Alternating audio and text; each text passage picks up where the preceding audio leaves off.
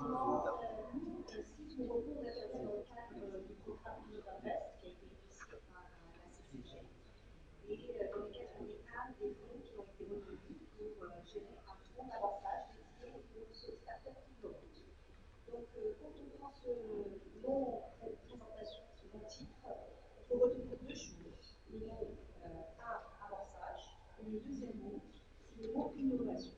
Donc, qui sont un petit peu le fil directeur de l'ensemble de notre politique d'investissement. Nous sommes en train de déposer l'avenir, effectivement, qui sera dédié essentiellement à des entreprises innovantes basées au Maroc, avec un objectif qui est double. Le premier objectif, c'est effectivement de pouvoir apporter non seulement des financements à un type spécifique de start-up, et je vous donnerai un peu plus de détails sur ces start-up-là. Et le deuxième, c'est d'accompagner la croissance de ce écosystème de start-up innovantes pour qu'il aille à l'étape qui suit. Également, puisse devenir éligible aux investissements, autres que les investissements. Donc, juste peut-être permettez-moi quelques mots sur SIF pour recruter. SIF est un acteur de l'investissement qui est basé en fait aux États-Unis, qui existe depuis les 30 dernières années, qui fait essentiellement ce qu'on appelle du early stage et de l'investissement d'impact. Ça veut dire quoi? Ça veut dire qu'en fait, ça va bien. Ça veut dire qu'en termes d'investissement, nous regardons non seulement la rentabilité financière, mais au-delà de la rentabilité financière, on a également des indicateurs en termes d'impact, que ce soit en termes de développement, de création d'emplois, ce type de choses.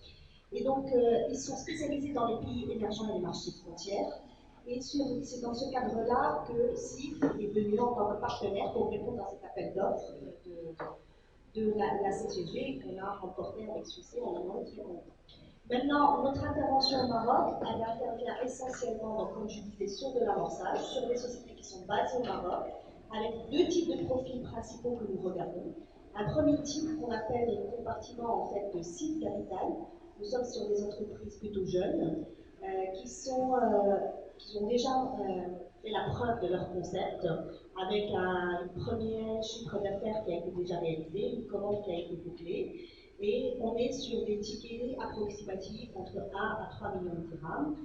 Donc ça, c'est le premier type de société qu'on accompagne dans un objectif de renforcement du chiffre d'affaires, de développement commercial, d'amélioration en termes de management, renforcement en termes de management. Donc ça, c'est le premier compartiment que nous ciblons. Et le deuxième type de compartiment, ce sont des entreprises un petit peu plus matures, qui, elles, ont déjà un petit historique, même si c'est un historique, ça reste un petit historique, puisqu'on est toujours dans la start-up, mais qui ont déjà un chiffre d'affaires, des références, une présence, une existence, et qui, elles, souhaitent plutôt réfléchir à un développement potentiel, que ce soit en dehors, en fait, de nos frontières, et ça, c'est un point important.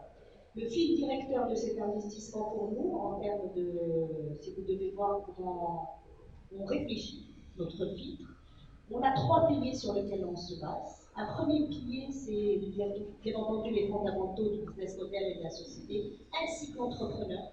J'insiste beaucoup sur la maturité de l'entrepreneur, parce que ça, c'est un point très important auquel nous faisons très attention, parce que finalement, nous investissons dans un entrepreneur, nous investissons dans de l'humain à ce stade-là. Donc c'est très important pour nous de voir que cet entrepreneur va être à même de porter cette histoire, va être à même de réaliser cette vision commune qu'on aura, dans laquelle on aura cru et sur laquelle on aura investi. Donc ça, c'est le premier pilier. Le deuxième pilier, c'est ce qu'on appelle généralement l'écoute historique. Quel est le potentiel pour le développement et comment on peut nous apporter de la valeur au-delà de l'investissement financier, apporter de la valeur en termes d'accès à un réseau et à une plateforme internationale qui peut ouvrir des marchés potentiellement, mais également qui peut apporter de l'expertise et du savoir-faire en fait à cet entrepreneur et cette entreprise. Et le troisième filtre, qui n'est pas du moindre pour nous en tant qu'investisseurs, parce que nous restons investisseurs, chasser le naturel et revenir au galop, c'est nos capacités en termes de sortie, de liquidité. Quels sont vraiment les potentiels, quelles sont les options de sortie une fois qu'on rentre, parce que j'ai souvent l'habitude de dire que c'est un mariage qui est en CDD, donc un contrat à durée déterminée dans lequel c'est très important qu'on construise ensemble l'histoire sur une durée déterminée avec un objectif de sortie, que ce soit connu ou pas. Mais l'idée, c'est qu'on ait déjà cette vision-là en main. Je ne sais pas si j'ai donné une vision, en tous les cas, sommaire de ce qu'on fait, et je suis ravie de prendre vos différentes questions et de pouvoir répondre. Alors, est-ce que vous voulez dire en synthèse que vous adressez deux catégories, celles qui sont en démarrage et puis celles qui sont ensuite en phase de développement, que votre financement, c'est de la prise de participation en capital, mais pas uniquement ça, c'est un peu comme dans les Hunger Games, c'est la mise à disposition de ressources piliers qui pourraient permettre à la start-up, certes, elle a du financement, mais en même temps, le financement est intéressant pour assurer le développement de l'innovation, et donc il est préservé en termes d'acquisition de clients potentiels. La vision de l'investissement, j'ai parlé de la vision impact, qui est une vision importante, mais la vision dans laquelle on est et la stratégie dans laquelle on est, elle est vraiment celle d'accompagnement. On a une conviction forte, c'est que les financements à eux tout seuls ne font pas la start-up, ne font pas le business model. Donc, il y a des besoins que les startups ont qui sont autres que ceux du financement, c'en est qu'une brique. L'écosystème est là, les acteurs sont là pour accompagner, mais nous aussi, dans notre manière d'approcher l'investissement, on regarde quelle est la valeur ajoutée qu'on peut apporter dans cette expertise. Nous avons la chance de faire partie d'un réseau mondial, avec une plateforme mondiale, il y a plus de 30 véhicules d'investissement partout dans le monde, on a plus de 400 investissements faits dans le monde. Donc, je suis sûre que dans le portefeuille, quelle que soit l'activité qu'on est en train d'envisager, il y a soit un client potentiel, un fournisseur potentiel ou un concurrent quelque part dans le monde qu'on aura déjà croisé. Donc, il y a quelque part une expertise qu'on aura développée en termes d'investissement. Il ne faut pas se leurrer en fait. L'investissement dans le early stage, c'est quelque chose de très spécifique auquel nous n'avons pas aujourd'hui d'expertise au Maroc. Early stage, pour l'audience, c'est le démarrage, c'est ça? L'amorçage. Donc, toute cette expertise cumulée durant ces 30 années est là au service des entrepreneurs au Maroc. Et au service de notre investissement également, parce que là, on poursuit un double objectif clair. Est-ce qu'il y a un montant minimum ou maximum en termes de stratégie d'investissement? Parce qu'effectivement, si votre ticket, parce que vous avez parlé tout à l'heure des tickets, c'est le montant minimum sur lequel vous rentrez, il est de l'ordre de combien? 100 000, 200 000, 1 million, 5 millions? On est sur 1 million, le minimum, et puis le maximum, il est capé par l'augmentation légale, c'est un pourcentage des fonds qu'on lève. Généralement, c'est autour de entre 10 et 15% en fonction de la négociation qu'on fait avec les investisseurs. Donc vous apportez visibilité, expertise et financement. Et on apporte sur ça, en fait, qui donne de la crédibilité et on institutionnalise un tour de table. C'est quelque part une signature qu'on apporte, dans laquelle on dit on a cru à cette start-up, on l'accompagne, on y a mis du financement, donc tout de suite elle devient quelque part éligible et dans le radar. Si quelqu'un souhaite s'adresser à SIF Morocco, c'est en ligne, via un bureau physique, via un réseau de partenaires? Alors, comme j'ai dit, on est dans la phase de closing en ce moment. Donc, on est en plein préparation de toute la partie administrative et les bureaux sont en cours de préparation. Donc, on a le website qui arrive, clairement, dans lequel vous pouvez les contacter. Et entre-temps, on est ravis de rencontrer les différents entrepreneurs qui le souhaitent. Je peux donner mes coordonnées sans aucun souci. Abdouahid qui est là, voilà. Il est également un digne représentant de l'équipe CIF. Et nous sommes ravis de rencontrer les entrepreneurs dans l'entreprise. Alors, j'ai oublié d'insister sur un point auquel nous sommes particulièrement attentifs dans la stratégie d'investissement. On a parlé d'innovation, c'est quelque chose auquel on croit beaucoup au sein de CIF. Et un point qui est très important, c'est qu'on souhaite, du fait justement de cette plateforme internationale, on croit beaucoup à ce déploiement d'innovation.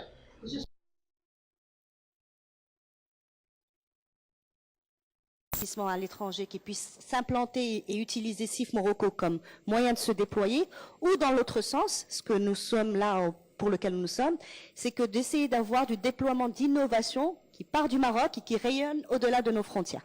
Donc dès que le business model a une innovation, bien entendu, dans laquelle on voit un potentiel et sur lequel l'application est au-delà de notre frontière, là, on est particulièrement friand parce qu'il y a la plateforme internationale de CIF derrière qui peut appuyer cette logique d'internationalisation. Donc réfléchissez à répondre à des besoins qui soient universels et pas uniquement localisés.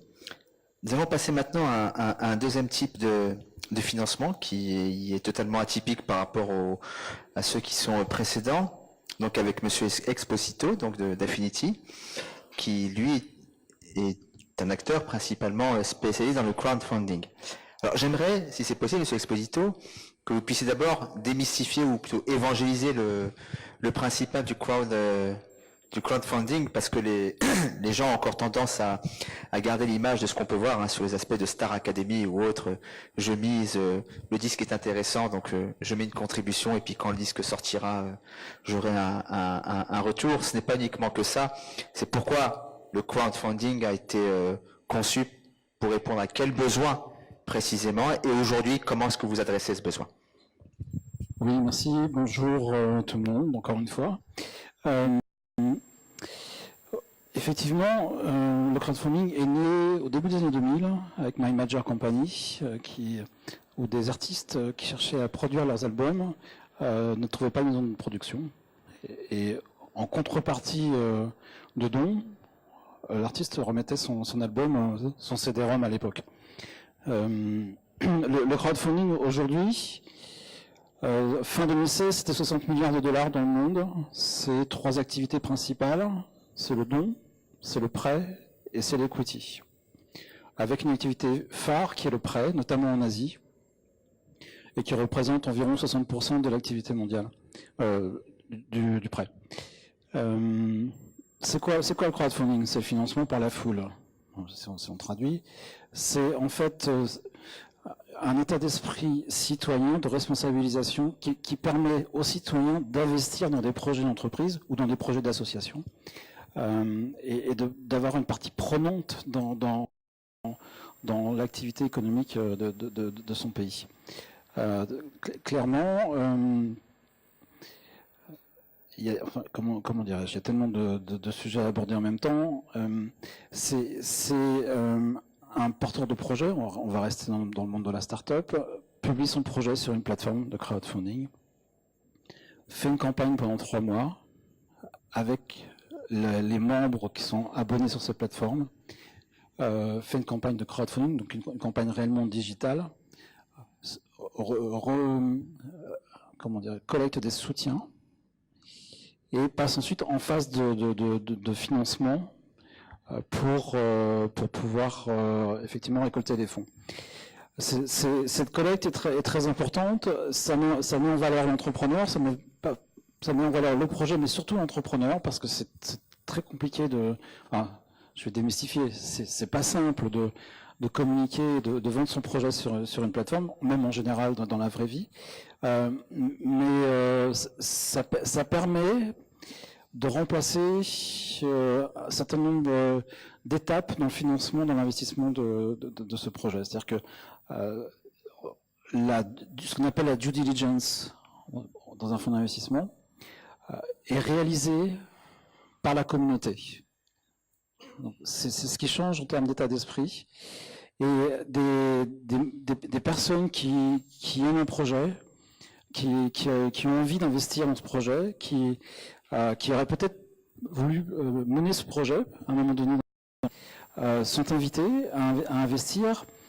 Et l'intérêt pour l'entrepreneur, ce n'est pas que de recevoir des fonds, c'est de recevoir aussi l'expertise de ceux qui vont investir, de recevoir le carnet d'adresse de ceux qui vont investir, et donc de pouvoir favoriser le développement de son projet. Typiquement, il y a une étude en Australie d'une plateforme qui a mesuré le taux de pérennité des projets qui ont été investis en crowdfunding, et ça a doublé la durée de vie des startups sur les 5 années. Donc c'est un état d'esprit différent de ce qu'on peut rencontrer dans la finance classique. Et je dirais, et pour la partie investisseur, puisque vous avez aujourd'hui des fonds d'investissement qui investissent sur les plateformes de crowdfunding, qui vont faire du sourcing. Vous avez des business angels qui viennent sur la plateforme de crowdfunding. Ça permet de réduire le coût d'investissement parce que l'opération est totalement dématérialisée. Je continue sur le Maroc. Surtout sur le Maroc, parce que lorsqu'on parle de crowdfunding aux différents projets de start-upers, ils se disent, mais y a-t-il aujourd'hui des premiers exemples d'aboutissement? Alors sur le Maroc, en Equity, qui avons fait une proposition de texte de loi auprès du ministère de l'économie et des finances. On a travaillé réellement en collaboration avec eux. On a déposé notre texte en mars 2016. Entre-temps, il y a eu des élections, il y a eu 6 mois de vacances de gouvernement, donc ça a reporté l'avancée du projet. Aujourd'hui, le projet est prêt, le texte de loi est prêt, a priori. Il a été vu par les régulateurs, par la MMC, par la Banque centrale et également par l'Office de l'anti-blanchiment au Maroc. On espère que ça va rentrer dans le processus législatif en début d'année pour la prochaine session de printemps. On va croiser les doigts, tout simplement. Ce groupe de travail, il est composé d'acteurs. Donc il y avait Arnaud Pigné qui a sa plateforme Smile & Co, plateforme de dons. Il y a 2 cabinets juridiques marocains qui ont travaillé sur l'expertise.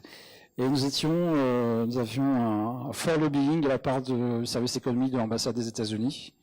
Il y a Chikosi qui est là justement, et qui nous a permis de faire le lien, notamment dans un premier temps avec le ministère de l'économie et des finances, le ministère de l'économie et des finances, pardon, la direction du Trésor du ministère de l'économie et des finances, pour être précis.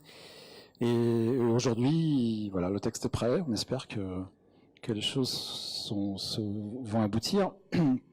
Alors, nous on a appuyé sur un modèle plutôt anglo-saxon, plus permissif, plus déclaratif et non pas un système de contrôle.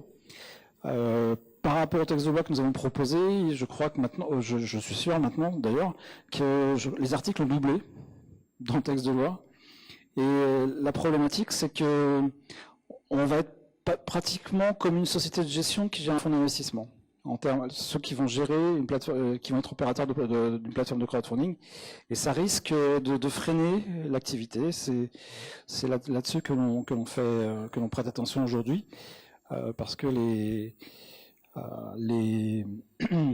critères qui sont dans le texte de loi, dans le projet de texte de loi, risquent peut-être d'être un peu compliqués, comme ça l'a été en France en 2014, où aujourd'hui l'activité de crowdfunding est très peu rentable, et du coup beaucoup sont allés sur des plateformes immobilières, et là effectivement ils gagnent un peu plus d'argent, mais malheureusement c'est pas l'objectif de cette activité, c'est de réellement financer des projets en amorçage, des projets d'entreprise ou des projets d'associations, et malheureusement, enfin, on espère qu'on va pouvoir, que nos remarques ont été entendues et qu'elles avancent dans ce sens-là.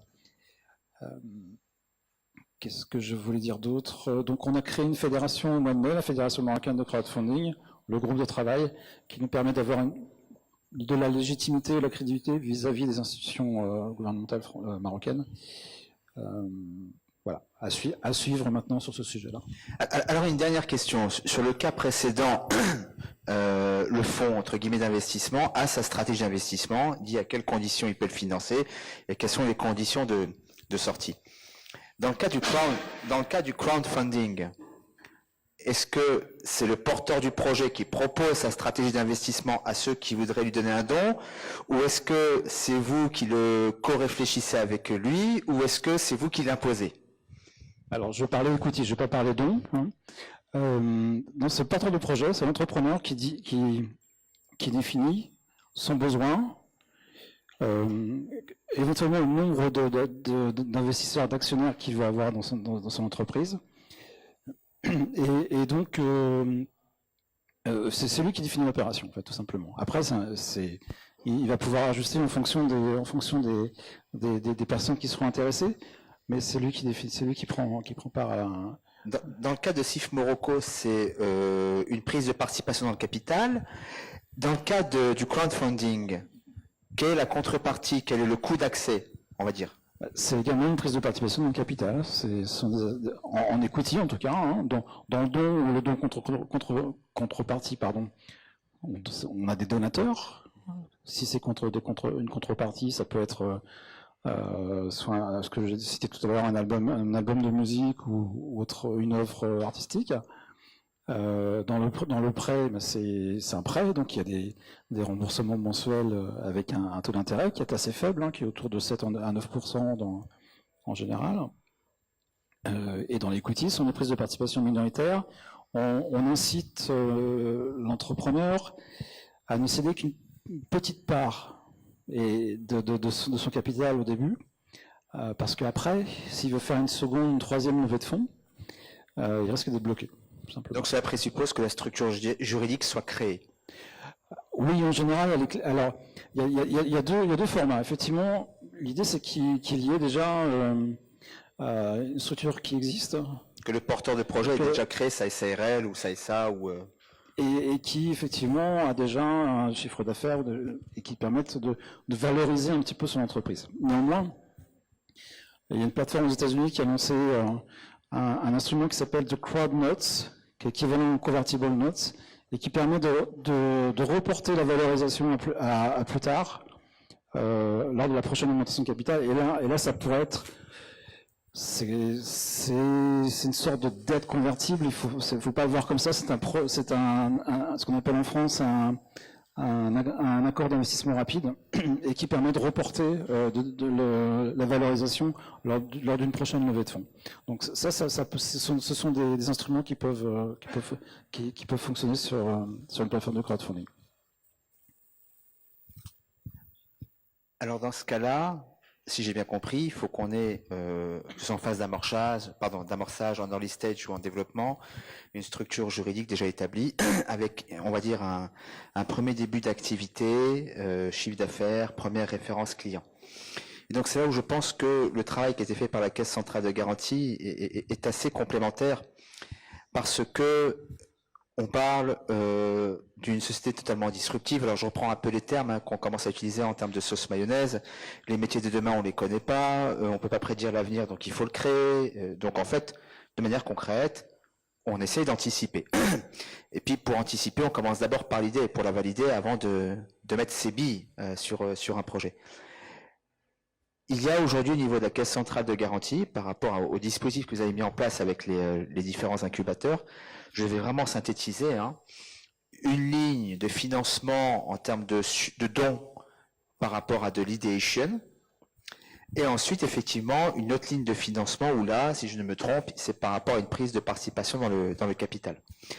J'aimerais qu'on puisse faire un focus sur la première ligne d'activité qui va permettre à un porteur d'idées de disposer d'un fonds, bien sûr validé dont le business model de l'idée est validé par le jury, mais qui va lui permettre au moins de produire la première idée avant de repartir sur le marché avec et essayer de la tester.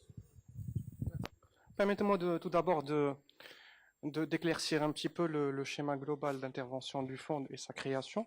Donc, tout d'abord, la CCG, nous sommes un établissement public dont la principale mission est de faciliter l'accès au financement aux entreprises. Pour cela, on a trois principaux piliers, ou plutôt champs d'intervention. On a la garantie qui est notre activité principale jusque-là. Elle consistait à garantir en fait les prêts qui sont accordés par le secteur bancaire, par nos partenaires banques à des entreprises.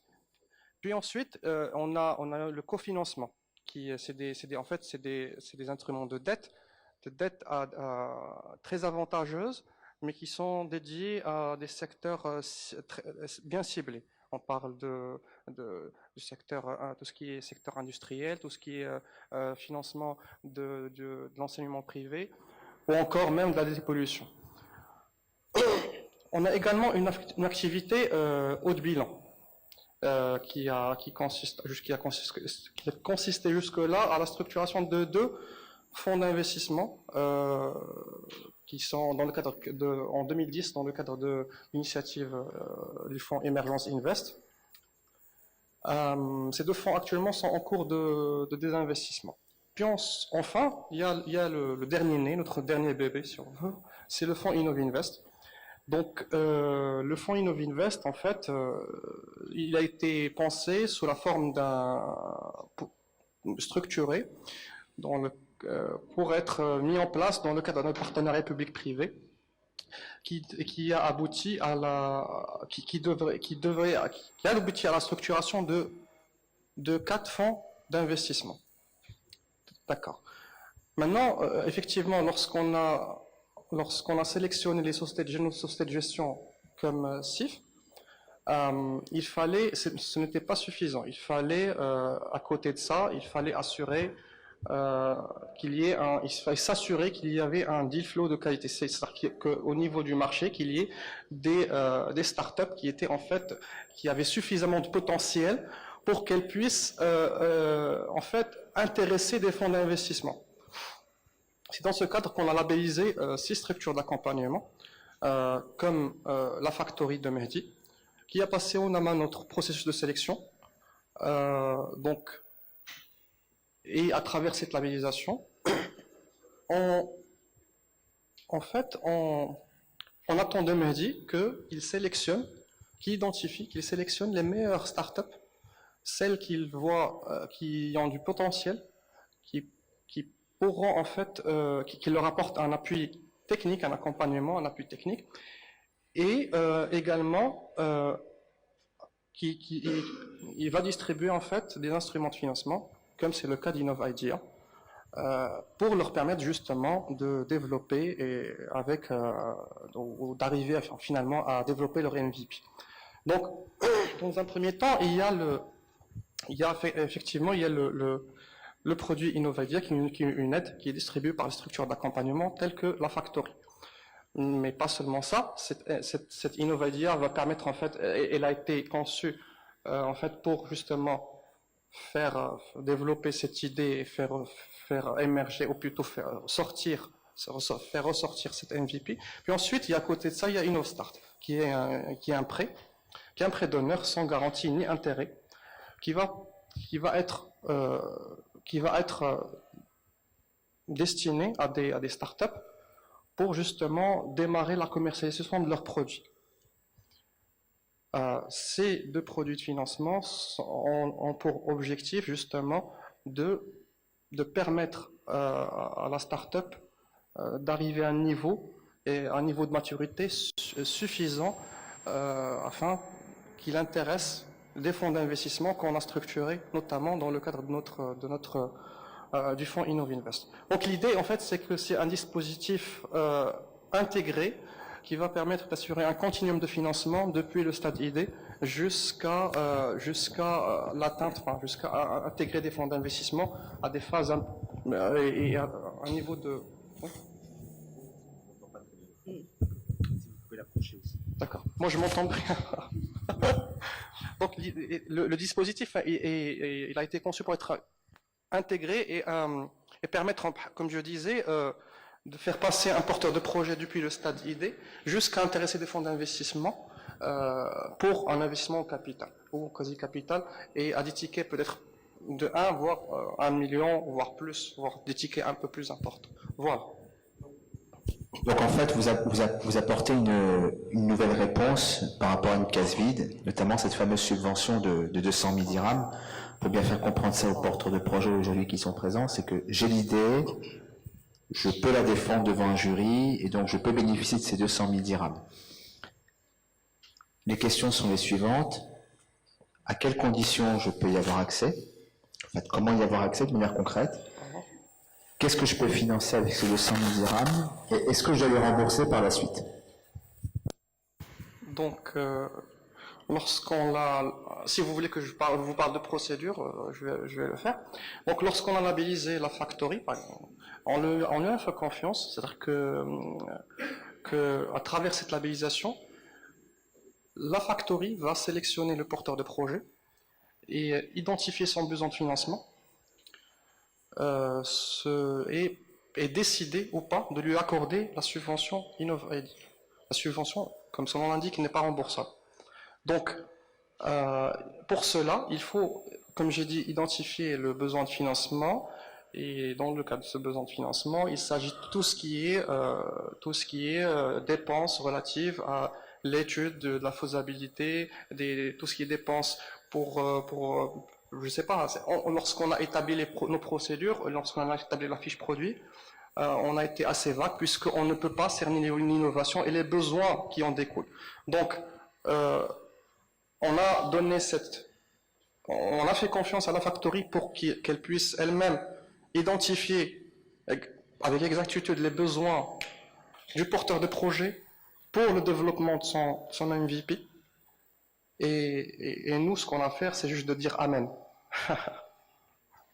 Une dernière question pour clore. Est-ce qu'il y a, parce qu'il faut quand même comprendre aussi une chose, on le vit nous au niveau du soft science sur des porteurs de jeunes ingénieurs, porteurs de projets technologiques, on est sur plusieurs sujets, qui ont de bonnes idées, c'est des bonnes équipes, techniquement elles savent ce qu'elles font, elles ont pu avoir la relation avec le client, mais ils ont du mal à formaliser ça. Est-ce qu'il y a des modèles de Canva aujourd'hui qui sont proposés pour les appuyer? Je sais que des acteurs tels que la Factory ou d'autres qui ont été labellisés disposent d'un service en interne où, lorsqu'ils reçoivent les porteurs de projets, les aident à formaliser, à mettre cela noir sur blanc. Est-ce qu'il y a aujourd'hui des modèles de Canva? Parce que les jeunes sont quand même friands de modèles de Canva.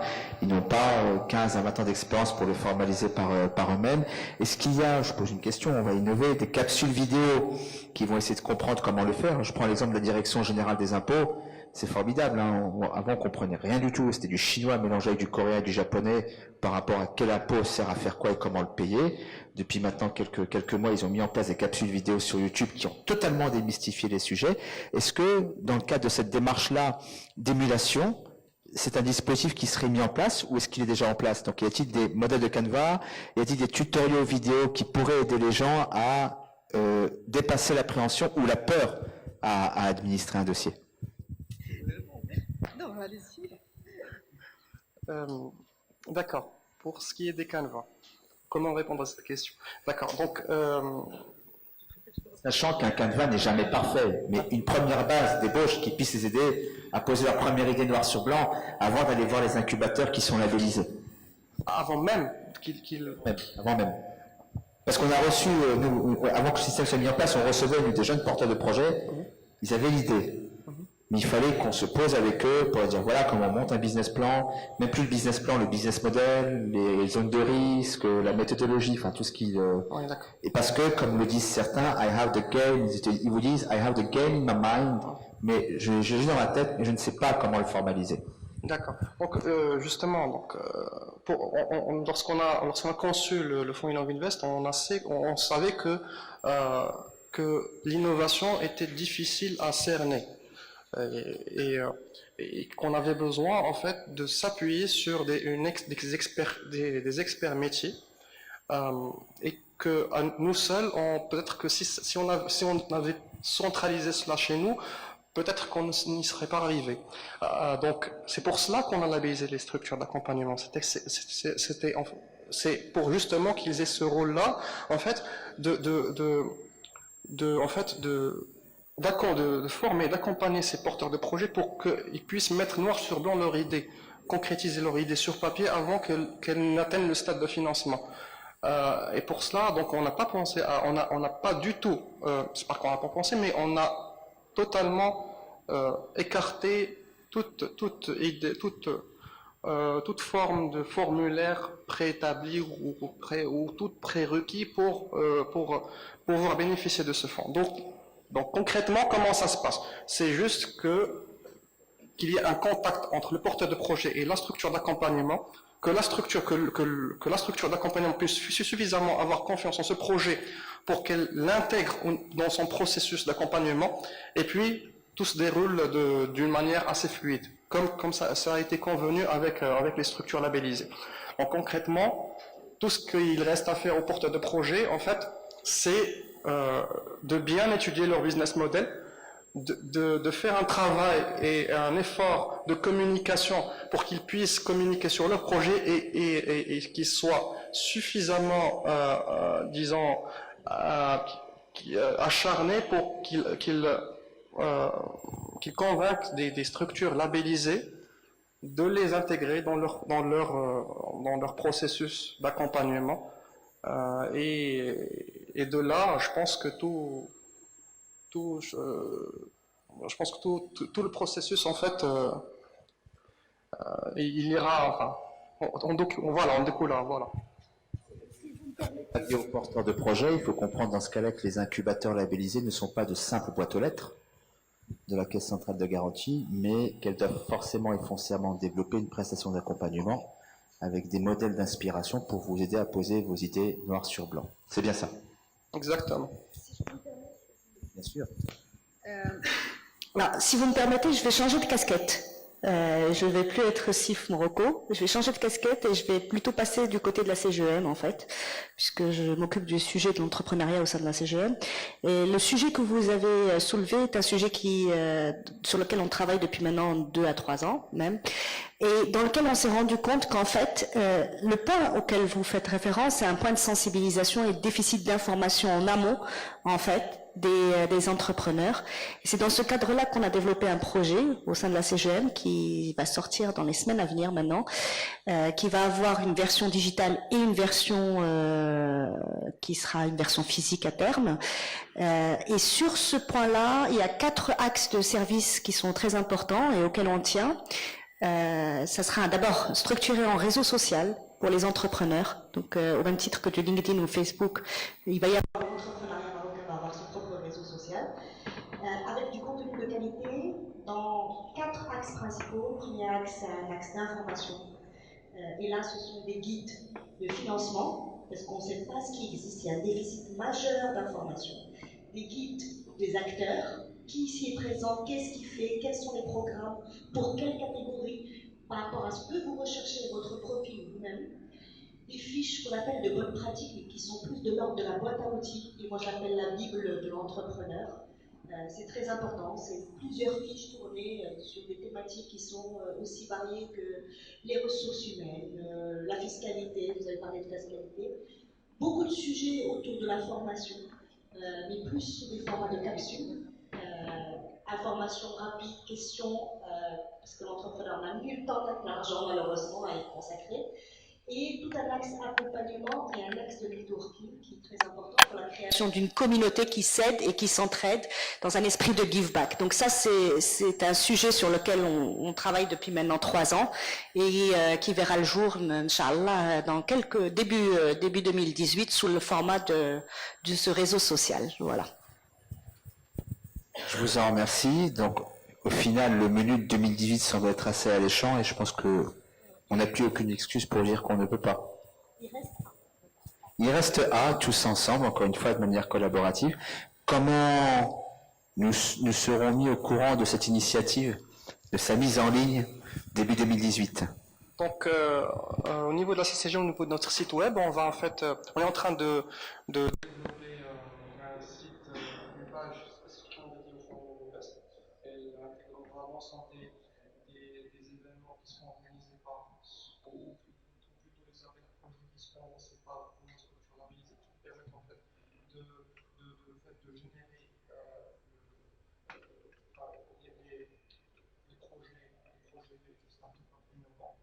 Et donc, également, on aura tout ce qui. On pensé à mettre en fait une sorte de vidéo interactive qui permet en fait de répondre, de personnaliser la réponse aux porteurs de projet en fonction d'apporter une solution via le fonds Innovinvest aux porteurs de projet en fonction de l'avancement de son idée. En fait. Donc c'est des choses qui sont en cours de production et c'est prévu pour être lancé, Inch'Allah, en début 2018. Merci beaucoup. Alors, comme on a un après-midi assez chargé, les questions-réponses c'est extrêmement important. Je proposerai à l'Assemblée de pouvoir échanger avec nos 3 collègues ici présents pendant la pause café. D'accord? Je vais donner maintenant la parole à Sir Amar. Ben, en tout cas, on vous remercie énormément pour la contribution et l'éclairage autour de ce fonds. Tout de suite, je vais inviter, on va enchaîner avec le prochain talk. Merci beaucoup en tout cas.